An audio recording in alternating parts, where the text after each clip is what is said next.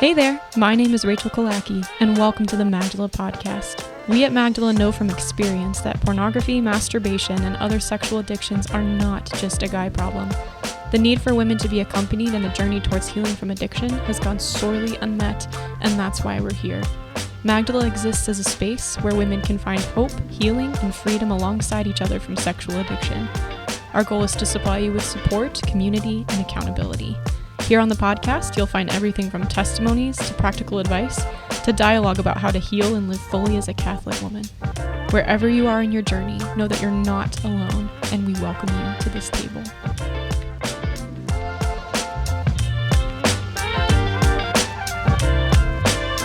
Hello, everybody, and welcome to the Magdala podcast. I was about to say what episode number it was, and then I realized I have no idea. Also, I feel like this light, above my dining room table, it feels like an interrogation. I was just gonna say, it feels like we are in that scene in The Incredibles. Oh yeah. My name's Carrie. Kari. Mozart makes baby smarter. I actually used to do a great Carrie impersonation when I had braces as a teenager because I was super freckly with the big blue eyes. And, yeah. Oh yeah. It was solid. My parents would make me do it for guests. Oh wow. Maybe that's a source of trauma. Oh, maybe we should explore that. No. Not on the podcast, Rachael. No, probably privately. No, I thought it was funny. I'm good. Okay. Well, here we are again. What a gift. You're in person. We're in person. I rarely get to record podcast episodes with guests in person unless it's my husband, Yeah. or you Yeah. visiting me in person. This is the second time. That's been lovely. It's crazy. It feels like the last time was 50 years ago, but I'm pretty sure it was actually just a little bit over a year ago.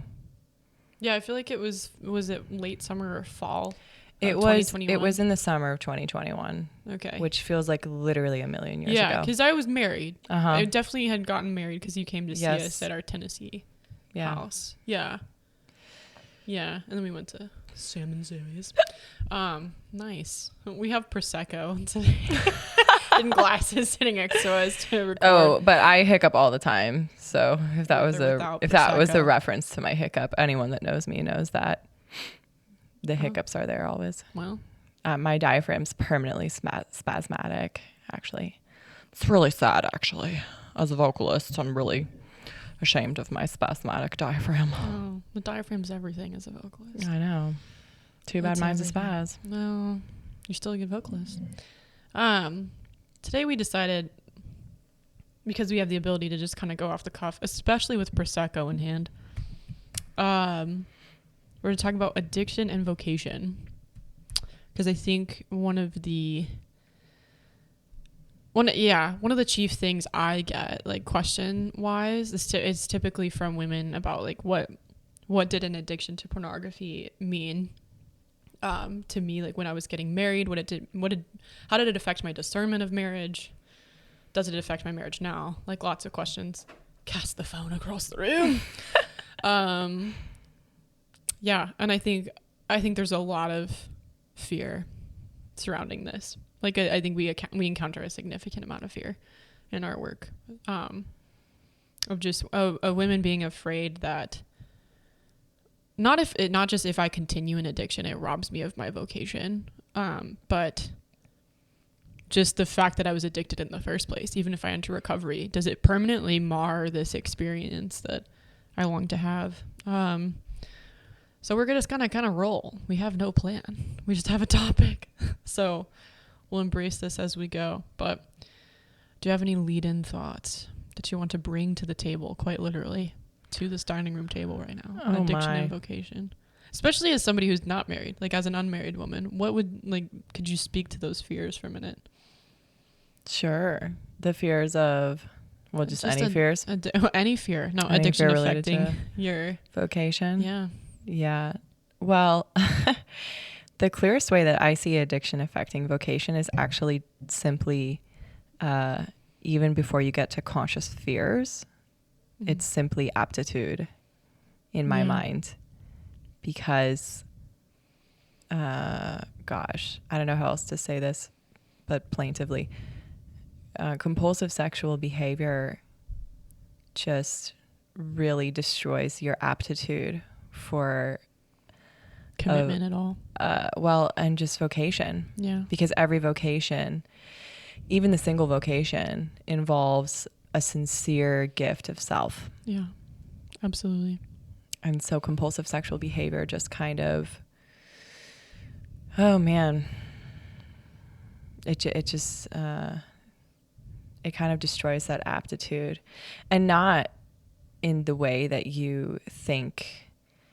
I mean, sure, like, oh, maybe there's something selfish about compulsively watching pornography or using your body for the pleasurable purposes of masturbation, or your mind for fantasizing. Like, okay, certainly in that direct way, Right. in that moment, in that momentary way. But there's also like an aggregated way how over time your behaviors sort of contribute to a mindset that's not conducive to sincere self-gift. And I think part of that is definitely through just the shame and loneliness inherent in compulsive sexual behavior. Yeah, I just finally started reading this fabulous book that Rachael has been taking our Patreon donors through. Shout out to our Patreon donors. Thanks to all of you for being so phenomenal. But she's been doing a book study on this amazing book called Unwanted by Jay Stringer. And he just does, and you can probably speak into this more, Rachael, because she's read the whole thing. I'm just 6 chapters in. But he just does this amazing job of connecting how in our pursuit of our very niche flavors of sexual compulsion, down to like the type of pornography that we watch, or the kinds of fantasies that really like rev up our engine for masturbation, even down to like those specific preferences, they express something about our own histories, our own disgust with ourselves, shame with ourselves. And it's almost like we re-traumatize ourselves through that. And so, you know, if you're re-traumatizing yourself through the cycle that is compulsive sexual behavior, that's not a very conducive state for vocation. No. And simply put, I think Aquinas talks about too how lust makes you selfish. Like he quite literally, like lust is inherently selfish. It makes you selfish. Yeah. And it makes you so selfish to the point, we can speak to this, you know, as people who have been engrossed in that selfishness before. It makes you get to the point where you either have to choose to give up your behavior or demand that your behavior be worshipped and affirmed. Yeah. You have 2 choices. It pushes you so far. Yeah, or hiding in shame. Yeah, there is like... That's like, there's maybe 3 choices choices tops. Jerry Mo Carney. Jerry Mo Carney's a real lightweight. Let me tell you that. Oh gosh. I never drank, so. Oh my word. Yeah, there's also, I think, a disordered, on the opposite end of the spectrum, there's a disordered mindset of I must get myself completely squared away before entering a vocation. Yes. And I think we see that a lot. And I remember thinking this about myself. Oh yeah. I still slip into it every now and then. And I'm like, wait a second, what are you doing? Right. And it's like, I must be 100% healed in my sexuality before entering specifically marriage. I think because it's so terrifying, because your sexuality comes in contact with another human person's, like you're donating that to another flawed person. Yep. That can be very scary, thinking of bringing something still broken there and receiving something broken. That's very frightening. I think the reality that we have to face, that's going to happen anyway. Like you can be living a life that's free from sexual compulsion and still have broken sexuality, because we're not in heaven. Yeah. I mean, we've always been big believers in telling our ladies that you will actually continue your healing through vocation. Yeah. Whatever it is.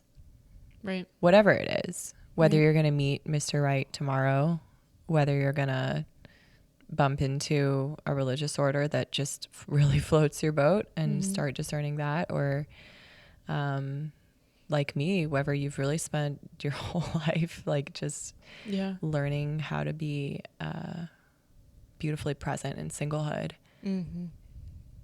Like every single one of those, you have the opportunity to heal. And I think that God really, he knows like what season we need to be single or dating or married or discerning religious life. I think he knows Absolutely when we need to experience which of those things in order to enter more deeply into healing, you know? Right. Well, and I've expressed this before to some of my group members. You have to decide, and I think this is where singleness is such a gift, is like you have to decide that you are worth healing for. Because you're talking earlier about vocation necessitates self-donation. It presupposes a gift of self, right? Like you have to have a gift to give. You have to see yourself as a gift in order to give it anywhere. And I think that's what is missing when you kind of adopt this. I'm going to fight addiction just for the sake of marriage. Yeah. Well, or it's an idolization. Right? Yeah. There's nothing wrong with being motivated by the thought of a holy relationship. I was certainly motivated by that. And perhaps to an idolatrous level at times. Well, we all do that. Yeah. And I think I do that too. But the kicker is when you see like, no, I am worth healing for. Yeah. Like myself, my call to sanctity, that's worth healing for. Yeah. And I think you really need to, well, I don't know, maybe this is the ideal, but you really need to experience that before you enter into a relationship because, you know, God willing, you're in a relationship with a kind and loving man who's going to stand up for you and your dignity and treasure your sexuality. But whether it's sexual or in another domain, we all have to stand up for ourselves and assert our needs. We all have to assert our needs in relationship. Yeah. That's just a fact of life. Yeah. You know, and so if you haven't taken the time to become well acquainted with your worth, your dignity, the true like weight of the gift that you are to the world that Jesus like took to the cross for your sake, you're just not living. No, not yet. No. And those women who are healing within relationships, you know, who are waking up to the call to recover already in a marriage or already in a dating relationship that they see as sustainable and want to continue in. There has to be that step, you know, there has to be that step of, okay, I'm doing this for you. Yes. But first I have to do it for myself. Like I have to recognize my individuality before God. Yeah, that's a good point. I think I see it from the single perspective because I am, but absolutely you can have that moment in any vocation. Yeah. I mean, we do have like religious sisters in our small groups. Yeah. Not a lot, but like we see women of all vocations. Yes. I think that's something that people don't understand about us is we literally have every vocation represented. Yeah. So if you're out there thinking I'm a consecrated lay woman and cannot join Magdala, lies. Absolutely not. We got some of y'all already. We would love to religious see you. Sisters, like professed religious sisters, single women, married women, dating women, engaged women. It's beautiful. It's awesome. Anyway, but yes, I think whatever vocation you find yourself in, that step is necessary of I am worth fighting for. I have to see myself as a gift, which I think is one of the hardest things as a woman to do in general, whether or not you're caught in a life of sexual compulsion. I think most of our sins or our vices are caught up in, or our insecurities, I guess is a better word, are caught up in the sense of like, I'm not a gift. My body is not a gift. Yeah. And so I think this is just another manifestation of that. But can you speak to, I think the threatening fear, because we've kind of touched on the other side. Can you speak to the threatening fear of like my addiction will ruin my vocation as a single woman? Because I know I felt that pretty strongly. I ran from the idea of anything other than religious life. I quite idolized religious life almost and clung to it, even though it caused me great anxiety. But I sincerely believed the lie that was the only vocation in which I could wholly commit myself, because only Jesus would be a bridegroom that would want me. Yeah, I genuinely thought I that. have felt that way for sure. Yeah. On and off over the years.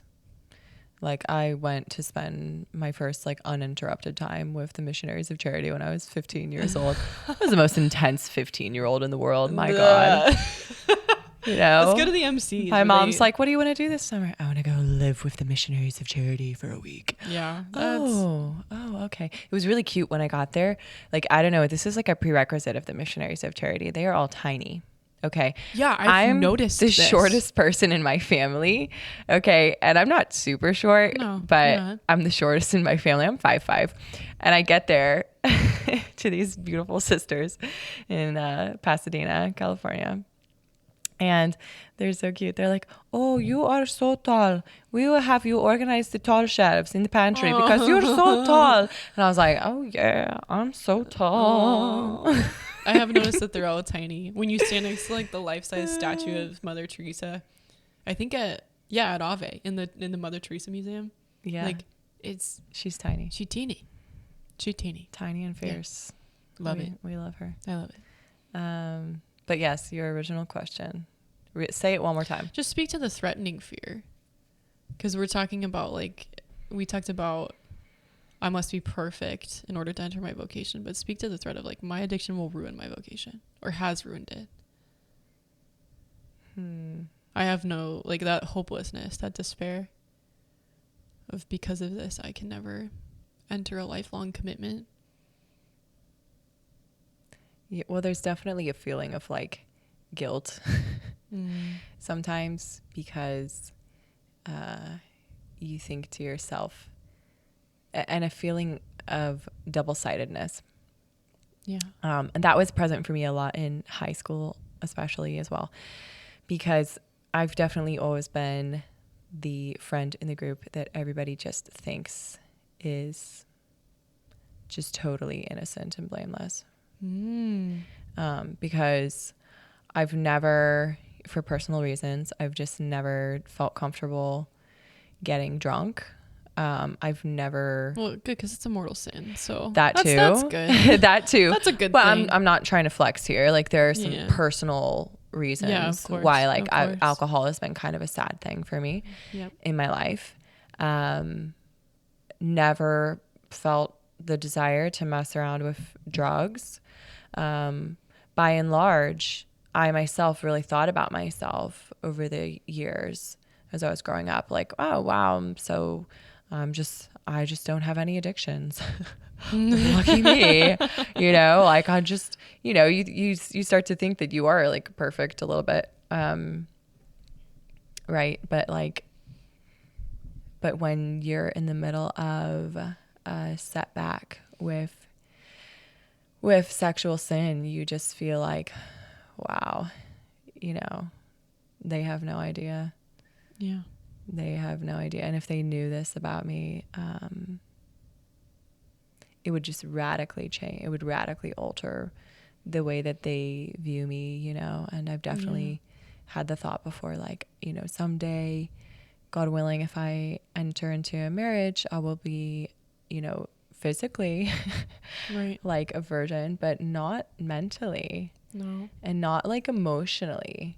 No. You know, and that's actually there's quite a bit of weight to that in a way, because for women, the sexual act is so mental and emotional and spiritual. Not to, you know, not to play the card of like, oh, women are just all, you know, it's not about the physical part. Like, no, it totally is. And like, that's really important. Yeah.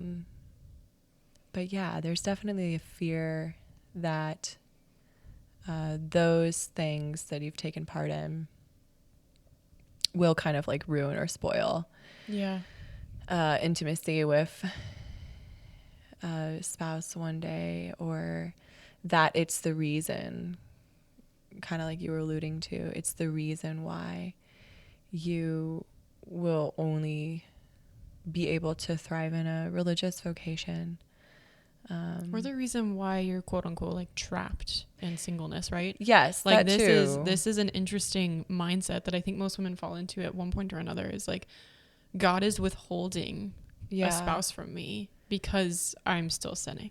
Yeah. Oh yeah. The hopelessness, right, has always been like a very clear sort of like boop, danger, warning sign. Right. Or like that's the red siren for me, is if I start feeling hopeless, getting hopeless, I'm like, uh-oh, like sexual sin is about to happen, you Right. know, Yeah. because it is the strong like physiological cognitive like state of thinking and feeling that there is no one out there for you. This is as good as it's going to get. Yeah. And okay, maybe Jesus is out there for you, but it's just because you're too effed up. Right. And you're left to fulfill yourself. Mm-hmm. That's a common one we hear articulated, and one I remember feeling too, is you can never hope for fulfillment anywhere else. So you're left to your own devices.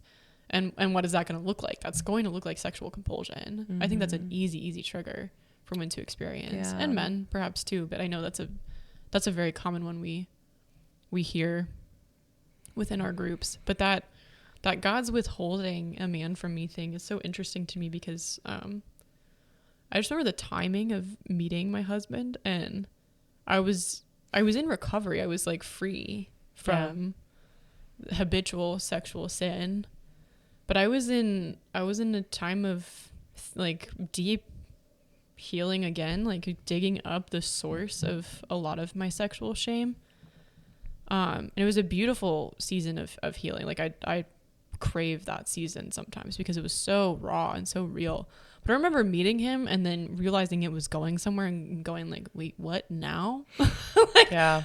I don't know. Yeah. Well, that's how it starts, right? Yeah. It's like, you're like, now I'd like to take care of it. Let me put some skeletons back in the closet. You're like, if you could have seen me 2 years ago, I was a better version of me. Like, you were really going through grad school stress.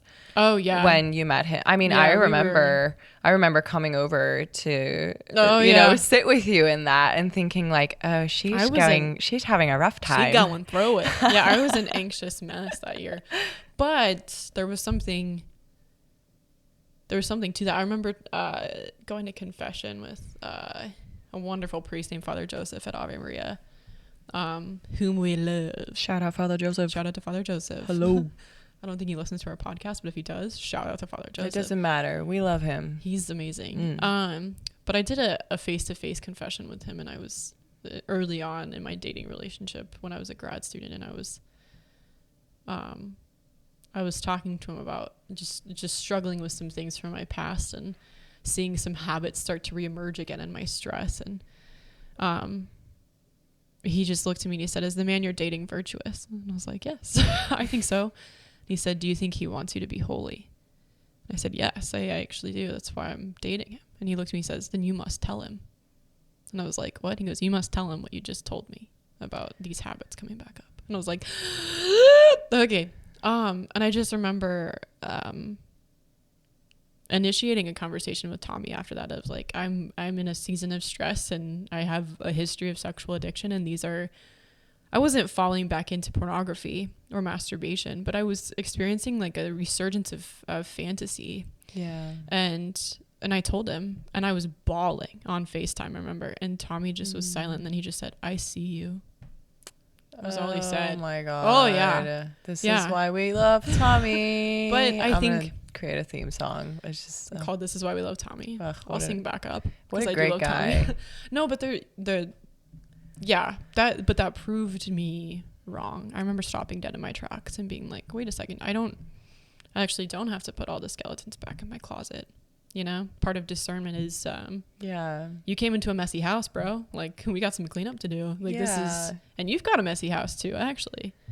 And I think that attitude of like God's withholding a man, a good virtuous man is not a reward. No, he is not a prize. It's you you come into a relationship where you get married because you need help, like, and he needs help. Yeah.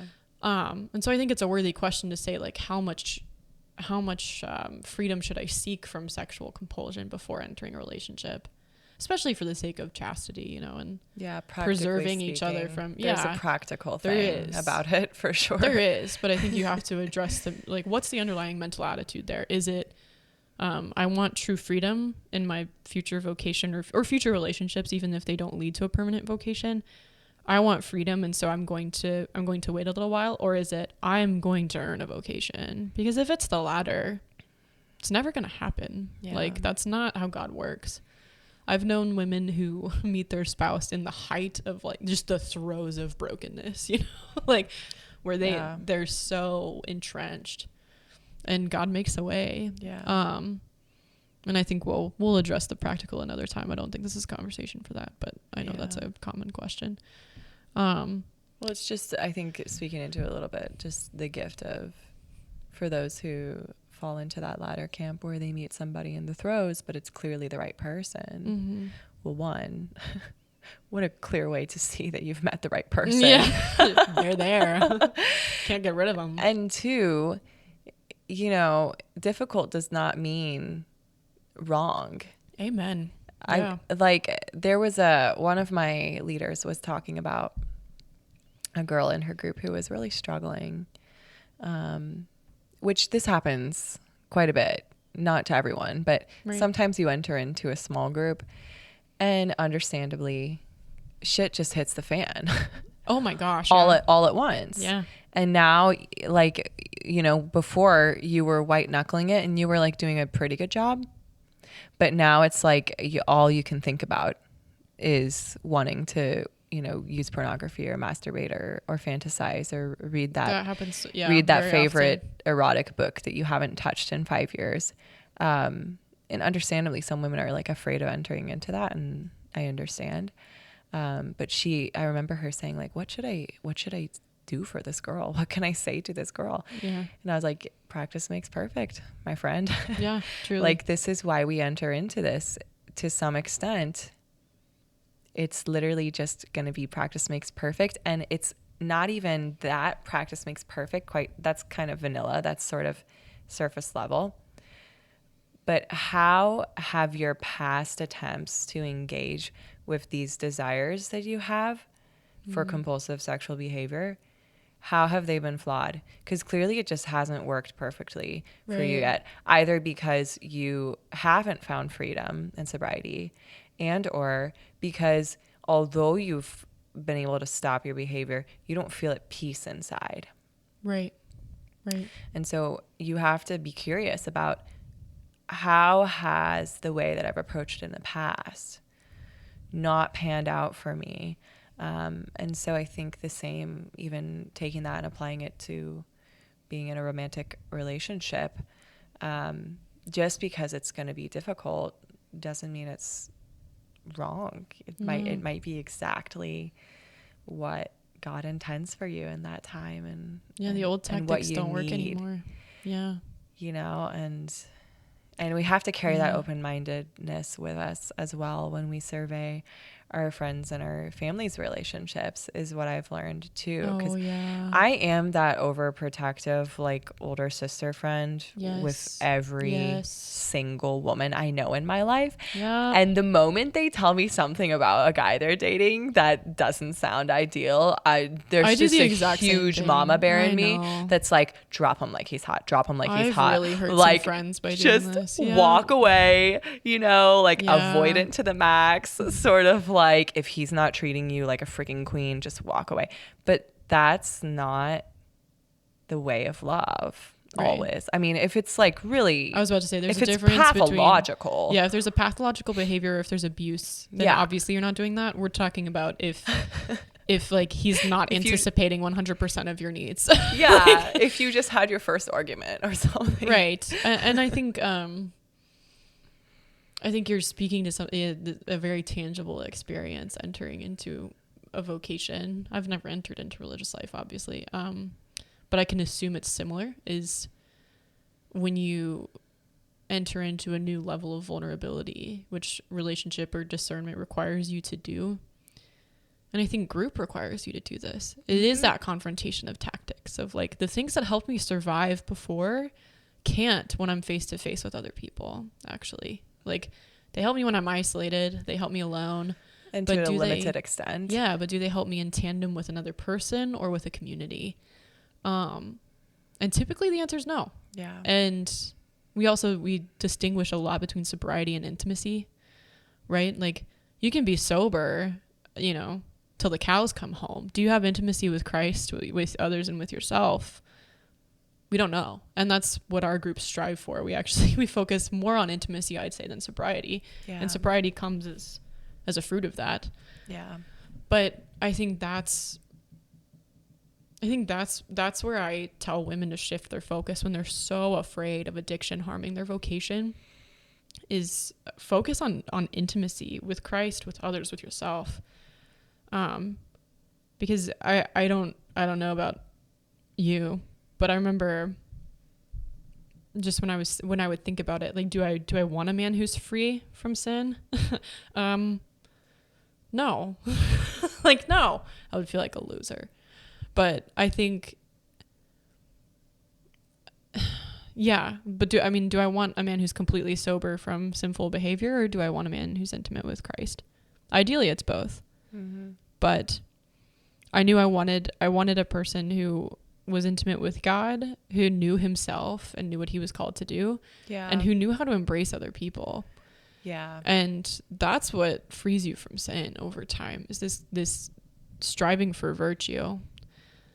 And I've had a lot of discussions with women, especially after falls within a relationship, like, you know, any sort of premarital, like sexual anything.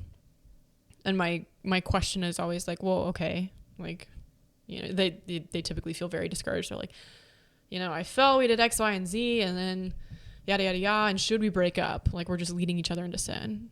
And I'm like, well, okay, hold the phone. Like, what did you do afterward?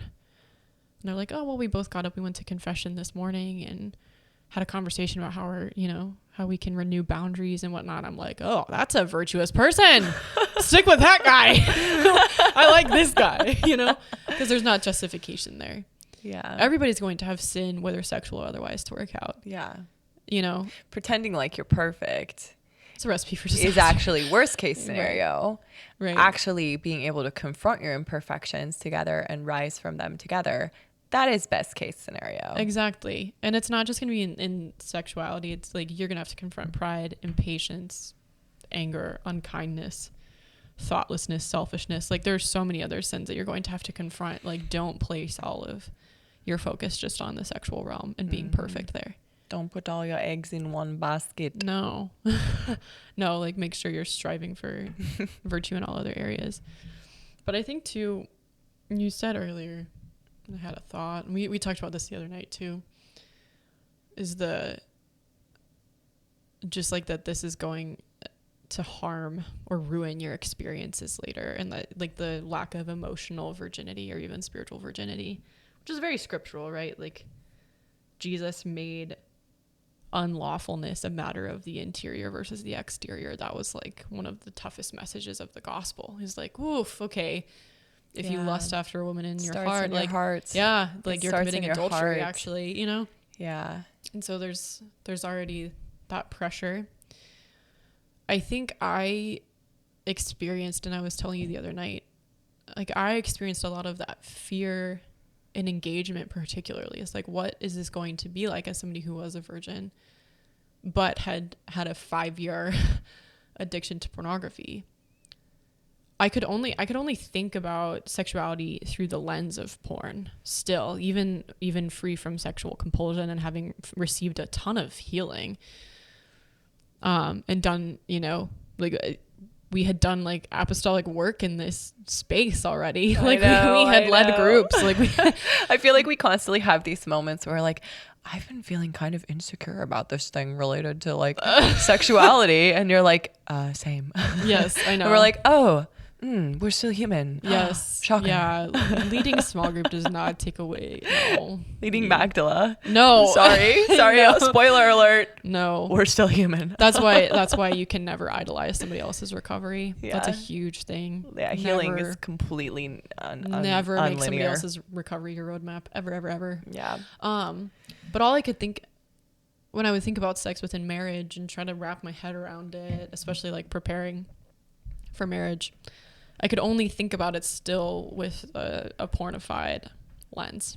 Like it was still not completely separate. That must have been really distressing. Oh, it was. Yeah, very much so. And it was something that we had to be patient with and pray through. And it wasn't something I let just dominate like conversations about sexuality either. It was something that I was aware of and working through.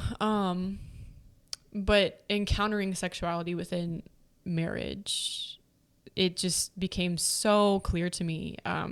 They are two completely separate things. Like porn has nothing on the sacrament of marriage. I mean, it does not even enter the same playing field. It is the cheapest imitation. I can't even call it an imitation because it's so cheap. It has nothing on the sacrament and on sex within the sacrament of marriage. It has nothing on it. And that doesn't mean you're not going to encounter consequences of your sin, because you absolutely do. I think we all will. But gosh, two totally different things. And so there was a lot of freedom in discovering that, of like, actually, this is a space where I get to see the mercy of God. Is like, I engaged in some heinous things for how long? And yet I'm sitting here and it did not take this experience from me. Yeah. It did not, because I still somehow by the grace of God subjected myself to his mercy and cast myself at his feet. Yeah. You know, against all the pride that I have in battle. But that's such a healing thing to hear as a single woman. Yeah. I mean, like, seriously. Yeah. When you said that the other day, I was like, whoa. That's what I needed to hear right now. Yeah. You know? There's so much hope. Because when you're in the dark and like you've not had a serious relationship or much experience in that realm, you just kind of think like, maybe my ship has just sailed. Yeah. Maybe I will never experience that. And anyway, would it be that great after what I've done or what I've been through? Yeah. Like, what would really be the value of it anyway? Right. Like, you kind of begin to deaden your hopes inside, right? Sometimes we're real professionals at taking our hopes and just shitting all over them in the nicest way possible. We're like, oh, those are beautiful hopes. Be ashamed of somebody. It's like the pigeon meme. Did you see the meme of the pigeon where it was like, didn't. oh, it circulated several years ago, but it's like this pigeon. It's like looking at a nice thing. It's like, what a beautiful Ferrari. It'd be a shame of somebody. And then it zooms in on its eye and it looks crazy and it's like crapped on it. It's like, there's just some beautiful hopes. It'd be a shame of somebody. Crapped on it. Oh, Lord. Yeah, but we're real professionals at like doing that to our own deepest dreams and desires in life. Yeah. Not just in the sexual realm, obviously, with, you know, that crazy dream we have for our professional life or, you know, just even dreams about like who we want to be, how we want to be perceived, or basic lifestyle things. You know, we're so good at thinking about all of that and being like, yeah, but what are the odds? And that's such a dangerous, subtle game to play. It feels like such a casual thought. And it's not. It's so not. You need to stand up for, again, your dignity, your worth, your potential. And even more than that, like the infinite potential of an infinitely good God who knows you and loves you so much more than you'll ever be able to love yourself. I mean, that's a universal in any vocation. At some point, we just run out of enough steam to love ourselves. Yeah. That's just a fact. Yeah. So when you run out of steam to love yourself, maybe instead of shitting all over your dreams, you could just say, God, could you take care of these for me for I'm not a good an steward hour of these right now. or Yeah. a day or a week if Right. necessary, because I don't have faith in these right now, but I know that you're not going to give up on me. Thank you. And Yeah. just hold on to these for me. Yeah. Please hold. Please hold. My mom cites this quote all the time, but from The Count of Monte Cristo. Have you ever seen that movie? Oh gosh. It's Jim Caviezel really young. Not in a long time. It's before he Possibly was when I was a kid. Jesus Christ. My dad's a real The movie Passion. buff, so I feel like I've seen a lot of movies that are old without knowing it. Well, yeah, I mean, The Count of Monte Cristo is obviously like a classic Yeah. novel. Yeah. By is it Alexander Dumas? I can't remember how to pronounce his name. Hopefully that's not wrong. You got the first one right. Somebody can, come into the comments and be Alex like, "You Steen. idiot." Anyway, I didn't study literature. I'm just here. But there, like, he's wrongfully imprisoned, and speaks to this old prisoner who like helps plan his escape.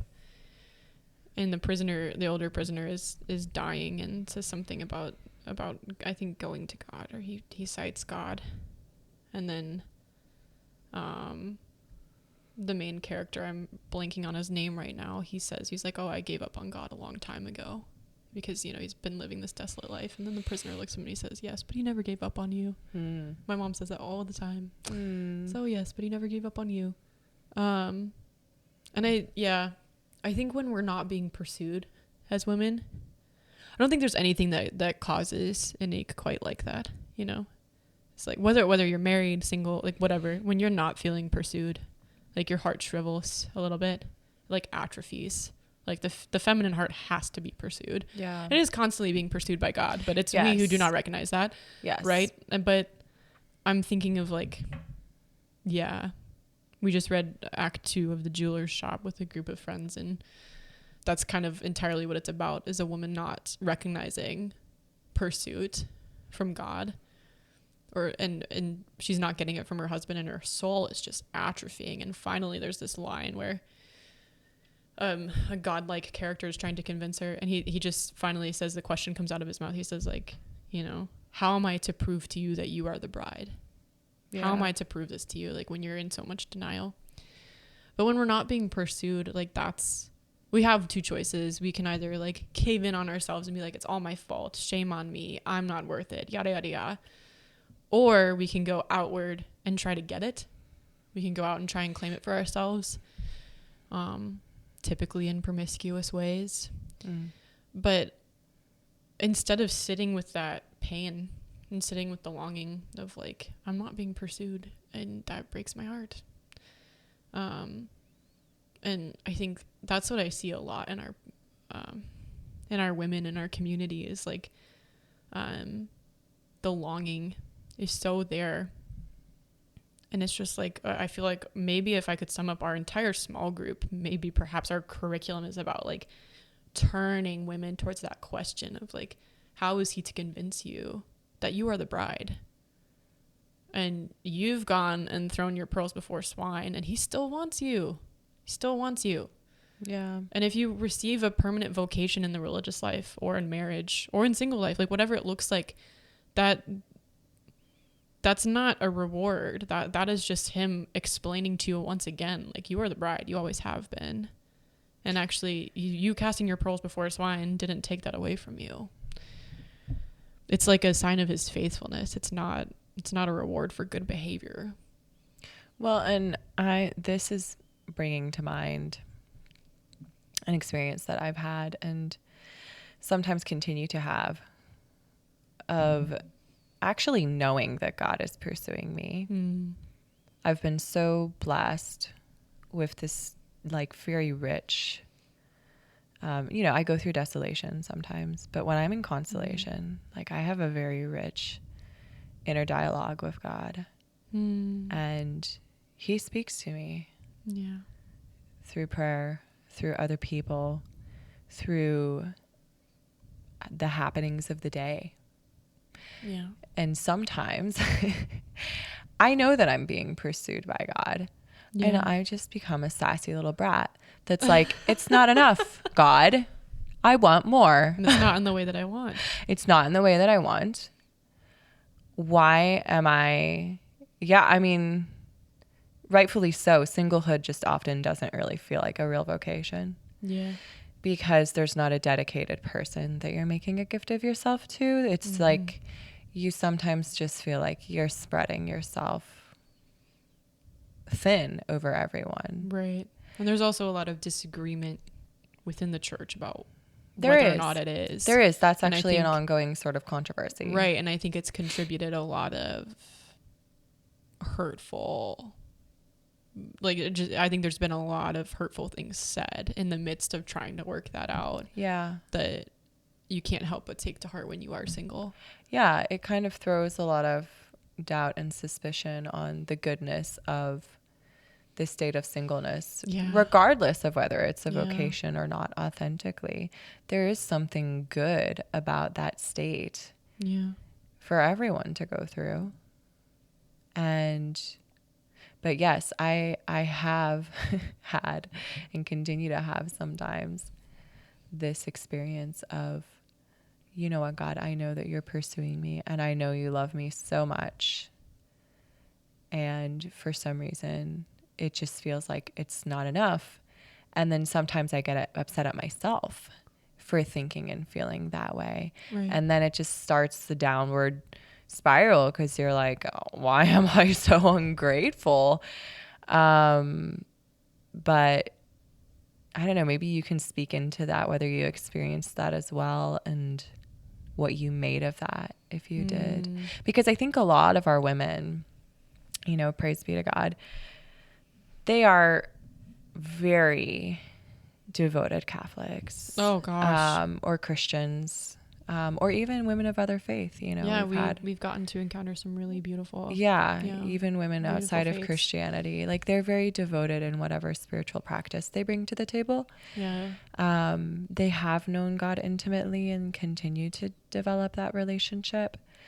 But I know that there's a fear that arises in me sometimes when I think like, what more, God, do you want of me? And if I continue to give of myself to you, like, will you ask something of me that I just can't give you or don't want to?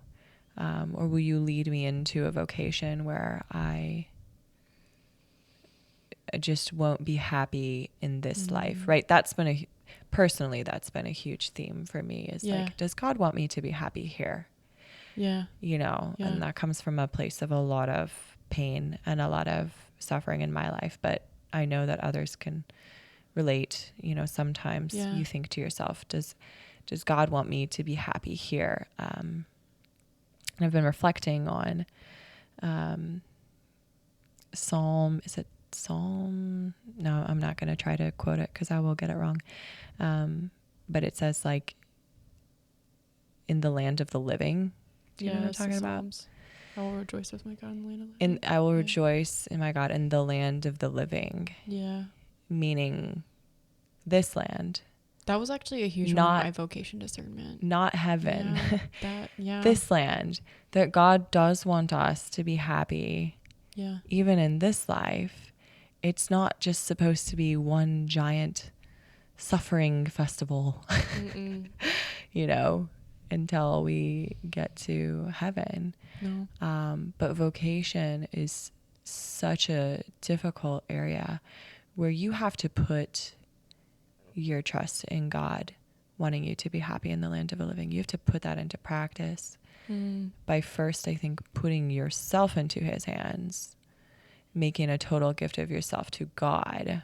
You know, and then I think that's the trial of our lives, right? No matter where we're at, what state we're in. But I think that, you know, from that flows maybe more capacity for whatever vocation, you know, you end up being called to. Yeah. That's my hope. Yeah. I think I felt like especially when I thought that, because there were genuinely, I think close to 2 years of my life where I thought religious life was my destiny. Like that would have been the word that I used, was destiny or fate. And the women I know who have entered religious life or feel called to it and are discerning it, it's not that. It's not, this is my fate. Like, it is an invitation of deep, abiding joy. A very in life. clear invitation as well. When I followed up with the Missionaries of Charity with an actual come and see a couple years ago. I remember that. Yeah. And it became, sorry, I'm stealing your limelight for a second, but it became really clear. There's no limelight. It became clear when speaking with these women. So a lot of them early on had an invitation. We're talking 11 years old. Like, the voice of God was in their life saying, you're going to get married to me. Yeah. And they just knew that. Yeah. And it varies. I think, like, I've known women who are surprised by the call, but it's clear. But it's clear and it's joyful. Yeah. Even if it's a little scary. Yeah. It's joyful. Yeah. There's a peace there. And I felt no peace. I felt a deep, like, almost like obsessive anxiety. It was very frightening. But I think a lot of my mindset about vocation, kind of like what you're speaking to, of like, does God want me to be happy in this life? I was seeing vocation as a penance, in a lot of ways. I was seeing, especially because of having struggled with sexual sin, I was like, I must do penance now. Actually, the only way my sexuality can be good is if I offer it to God for the rest of my life. It can never be good in contact with another human being. It's too dangerous. This is so funny because I used to think to myself, before I had a life-changing experience of God's goodness, I used to think to myself, gosh, God's just kind of a big meanie who wants me to suffer. The gotcha God, yeah. And so in that sort of schema of who God is, I really thought, what will be the hardest vocation? What would be the hardest vocation for me? Exactly. The one that would cause me the most suffering. He's going to call me to that. And I actually, I always thought like marriage would be so hard for me. I don't know if I'll survive it. I still think that sometimes, low-key. But I thought, yeah, he'll just call me into the one that's most challenging because he's a big meanie. And then I'll never forget when I was with the MCs for this 2-week come and see, and I was with the most brilliant Argentinian director. You know, that she directed the formation of the novices. She was amazing. And she told us her story. And oh no, actually I'm getting her horribly confused. This is actually another religious sister at a retreat. But the message was very similar to this other one. And she told us that she just kept reflecting on this song and The Sound of Music. The song that I actually kind of hate the most from The Sound of Music, because I'm like, this is just over dramatic, you know. To climb every mountain. Yes, the old nun who's like, climb every mountain, you know. That was actually like a really good impersonation of it, actually. Thanks so much. See, I think that song is slappage. I definitely was just like, oh boy, here's the one that we can skip in the whole musical. Oh like, my word. I was way more into the ones, you know. Okay. So obsessed with that musical, by the way, sorry. But I'll never forget, because I had just ignored that song for my whole childhood, even though I think I watched The Sound of Music twice a week growing up. I'm not even kidding. That's incredible, because isn't it like 3 hours? Yes. I don't know how I did it, but I did. And when I wasn't watching it, I was singing and annoying the crap out of all my siblings. But I always ignore that song. So this sister is sitting in front of us telling us her story. And she's saying, yeah, in that song, there's a line that says, a dream that will need, I think it's need or take, a dream that will need all the love, a dream that will take, help me out here. I think it's a dream that it will need all the love you can give. All the love you can give, right? Yeah. Every day of your life. Every day of your life for as long as you live. Yeah. She said, in that moment, I just knew for myself that the call to be a religious sister was the dream that would need all the love I could give. And that it would take every part of me. I would use every part of me, right? And you can speak to this as a new mom. Yeah. That's what vocation is meant to be. It is meant to be the dream that fulfills, it takes all of you. All of you is engaged in it. Yeah. Right? Yeah. Yeah. And there's a difference between like vocation is painful and God wants me to be unhappy, because it is painful. Yeah. It has been painful. It is Like, challenging. In yeah. that way, I saw how this sister was like affirming that, well, actually, yes, God does want the vocation that challenges you the most, but not to be a jerk. No. Because when you're challenged the most, you've got the greatest capacity for joy. Yeah, exactly. And I remember discovering kind of that I was not called to religious life. And I remember speaking with, I spoke with the Sisters of Life in particular for a couple of years, and Sister Faustina, who's the author of the Litany of Trust. Thank you, Sister Faustina. A living saint, I think. Wherever you are. And she's helped so many women through vocation crises. I remember having a conversation with her on the phone, and she just said, I was like staring at a crucifix on the wall in a common room at Ave while she was saying it. She was like, I can tell you love God very much and that you're willing to do whatever it takes to be with him, but this is not what you want. And it was when she said that, I just felt this twinge. I was like, oh no. Because again, that it started to take away that safety net of shame surrounding vocation, that vision of penance, like those survival tactics that worked for me. Yeah. Of how to look at my sexuality. Like, my sexuality is only worth something if I spend it in a life of ministry, if I spend it in a life of religious devotion, if I earn back what I've life spent. Of celibacy, I need to make up for what I've done. And shame on me. Those conversations started taking away that framework, and instead being like, I now have to step out in faith and in trust that I'm going to be okay here.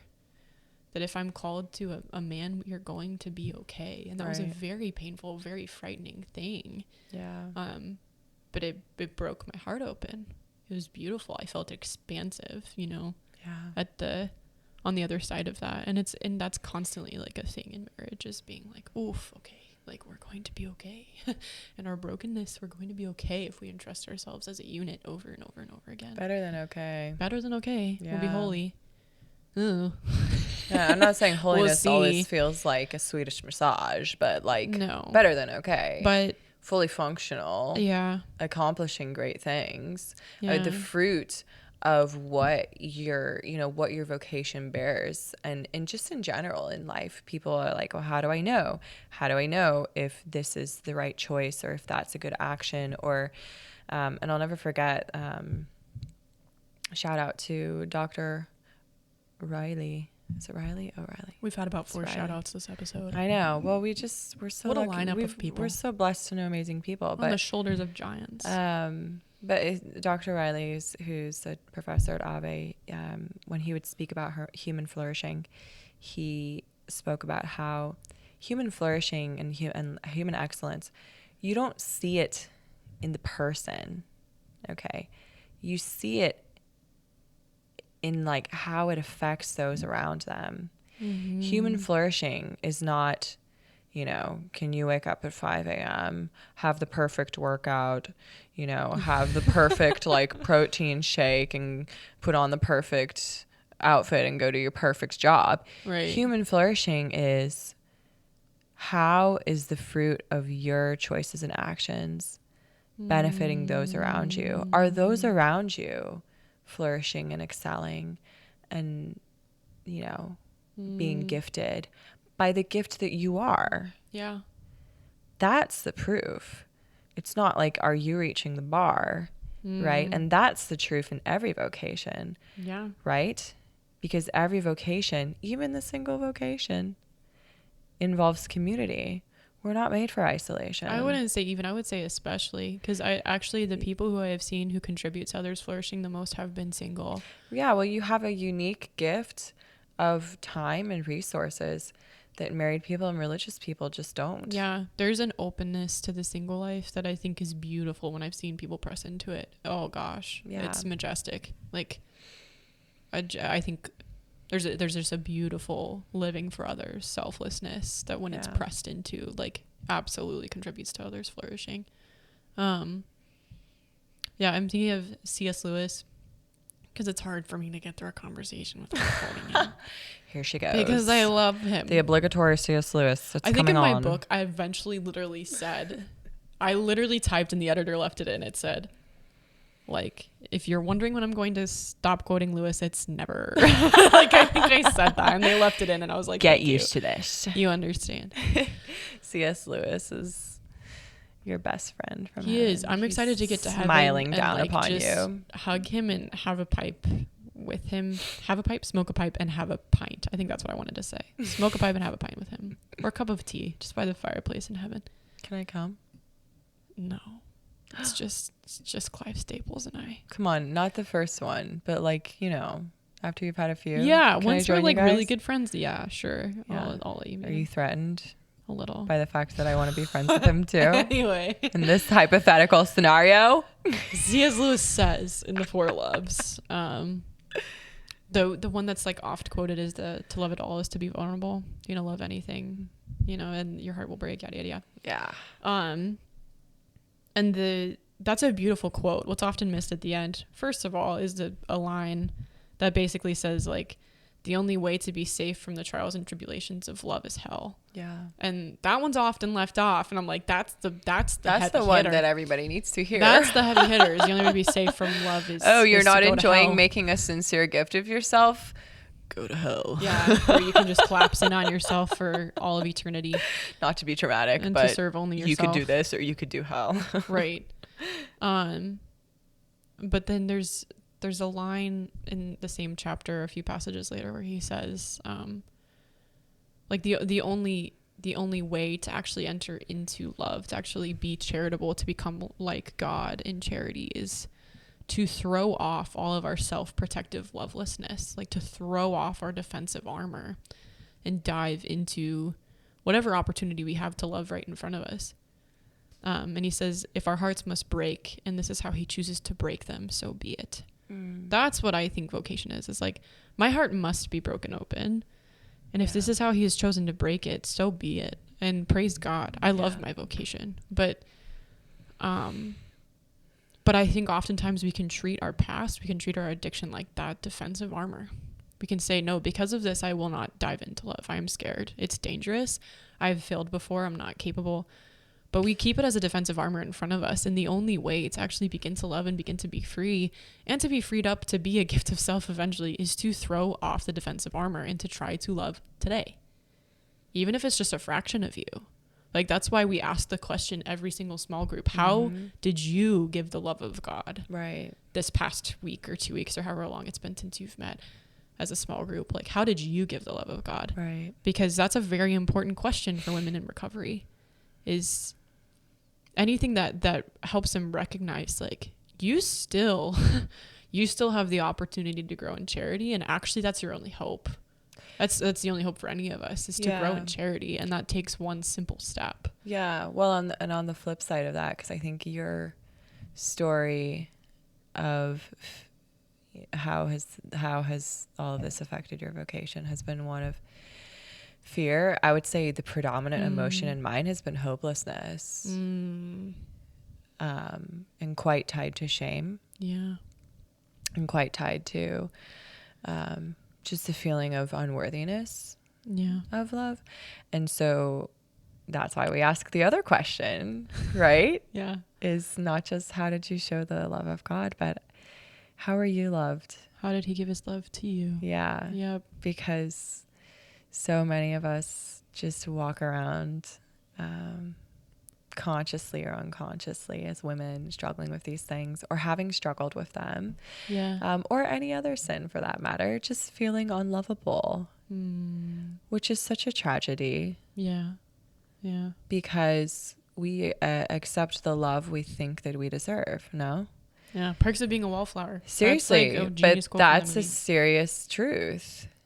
And so if we just choose to remain in hopelessness, choose to, go to bed with the lies of being unworthy of love, right. Being unlovable, we're missing out. I know. So We probably have to wrap up. Yeah. I just looked down. We've been going for over an hour. Well, we said a lot of good things. We did what we set out to do, which was to talk about addiction and vocation. And I had no idea what we were going to. I didn't know what I was going to say. As one of my friends that I knew in high school said, if it blessed you, keep it with you. If it didn't, let it roll right off your back. That's right. That's right. That's all we got. All right. Well, this has been season 3, episode who knows what of the Magdala podcast. I don't know when I'm going to put this one out. But thank you for joining us. If you liked this episode, please like and subscribe and share it with a friend, especially if it's a woman who you think might be in need. If you're one of our patrons, thank you for supporting us. And if you'd like to join as a patron on Patreon, you get access to exclusive content. Right now we're doing a book study on Unwanted by Jay Stringer. It's a book about how sexual brokenness can be your very roadmap to healing. It's really incredible. But we also do other fun stuff. Like we're about to do a live Q&A with the leadership team on Patreon. We're starting to try and build up a really, really strong community over there. So please join us if you'd like to financially support what Magdala is doing and get access to some cool stuff. And then we actually recently became an affiliate for the Light Phone. So if you would like to purchase a dumb phone and free up your life for a little bit, even if it's a secondary phone that you connect to your main phone, our affiliate code is in the show notes for the Light Phone. I personally have the Light Phone. I'm a big fan. That's why we're an affiliate. They sent me the affiliate email and I was like, definitely. I love the Light Phone. But anyways, all that being said, you are in our prayers. Please keep us in yours. And then, as always, if you are a woman who has experienced sexual sin and compulsion in her life and has received a lot of healing, we would love to have you join us as a small group moderator. Mary Jo's actually our head of formation. That's almost what I said. Our head of formation. You do the little form, and then I'll reach out to you. I promise. And then you become friends. I never leave anyone hanging. Okay. So I know someone's going to listen to this and they're going to be like, maybe I should do that. Do that. Come talk to me. Yes. It'll be fun. We are literally always in need of small group leaders. The wait list is always forever long. But if you're a woman who is suffering from sexual sin, addiction, compulsion, or just needs a community to process experiences with any of those 3, please fill out our form to join a small group and join that wait list because it is worth it. We believe it is very, very worth it. And you're worth it. You are worth it. That's the key. Do not be afraid, and you are worth it. My precious, precious girl, wherever you are.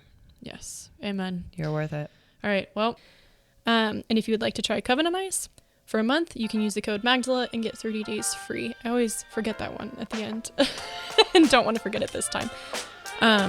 But blessings on you all and peace in Christ, especially as you pursue regaining that innocence, whether you're a man or woman, listening to us. Yeah, we're praying for you as you go about becoming more and more identified with being a child of God instead of in your sin. God bless you all, and we'll catch you on the flip side.